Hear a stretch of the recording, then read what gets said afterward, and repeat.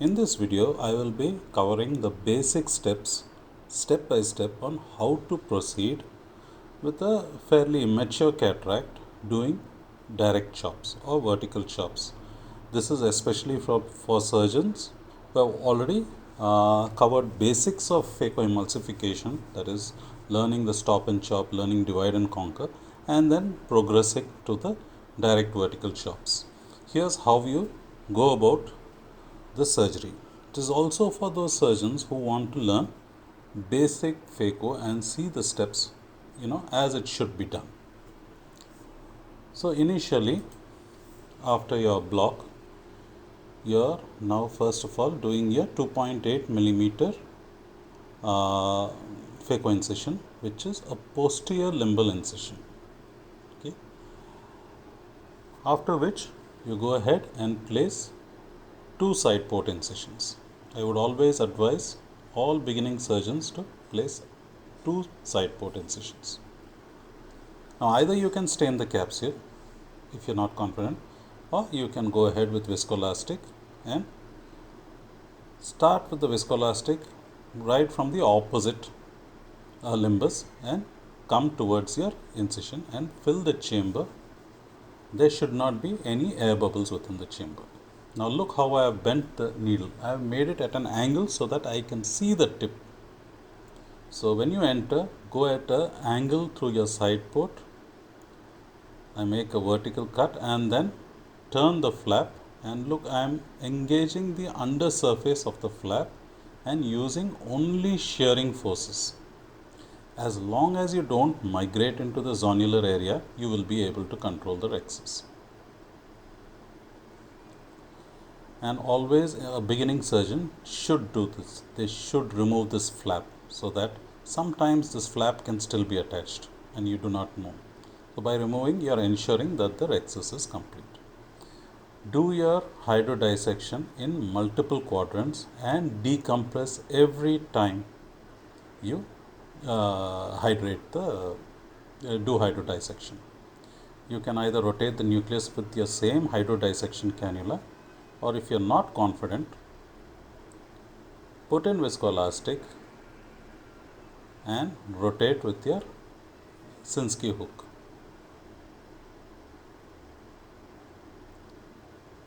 This has to be done carefully. It has to be only horizontally applied forces. And then I have taken a Sinskey hook in my left hand. First, please aspirate all the superficial cortex. You have to have adequate phaco power. You have to have high vacuum and high flow rate to do direct chops.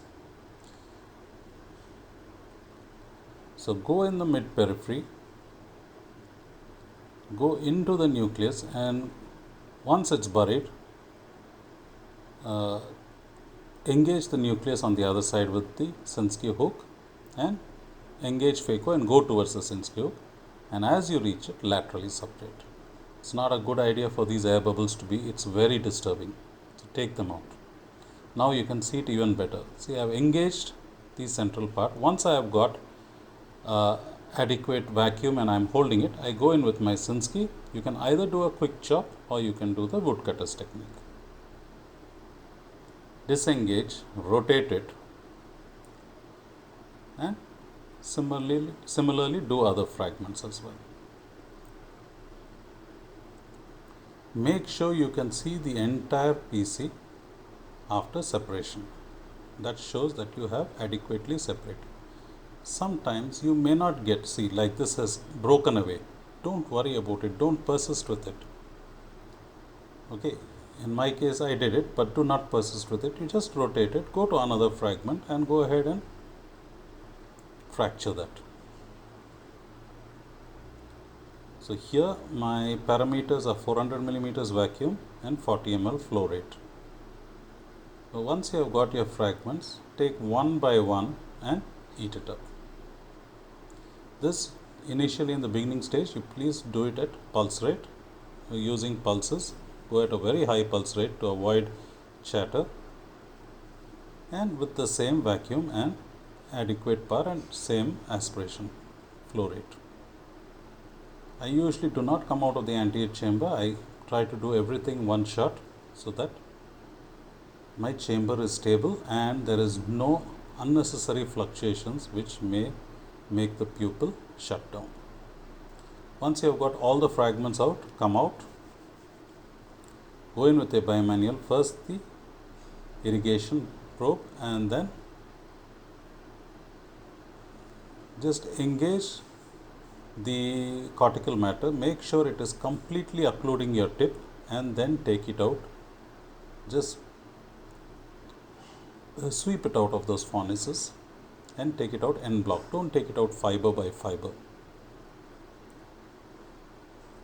And never turn your port posteriorly. Try to keep it facing anteriorly, at the most at the side at times, but never posteriorly. So this is what you should not do as a beginner. Don't be lazy like me. Now just come out, switch hands and then attack that cortex from the other side. Much easier, much safer.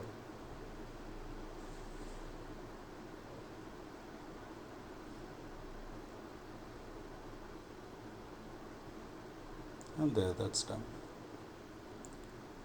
Now if you are confident, you can go with very low parameters. There is some stuff on the PC and you can do a posterior polishing, but it's only if you are confident.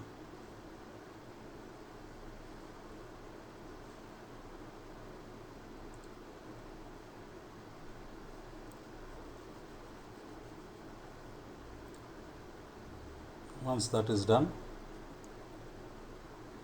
fill the anterior chamber and do not forget to fill the bag as well.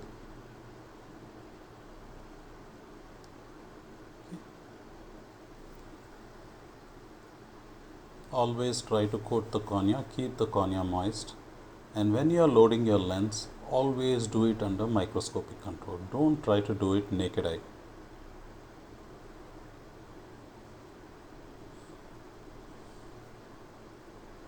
And this is one way of injecting it in, and this is my way. I use a Sinskey hook and then slowly push in my cartridge and inject it directly into the bag.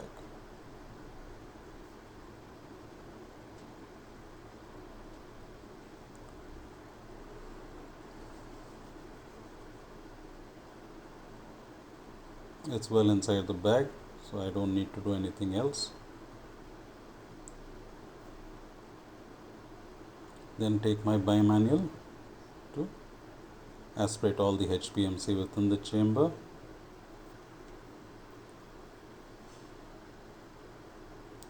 And only if you are confident or well experienced do you aspirate from behind the lens.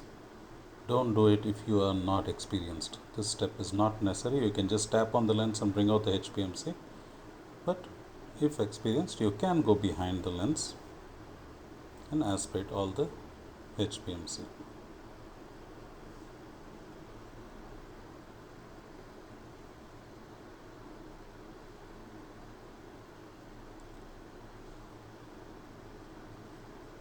Once all that is done, come out,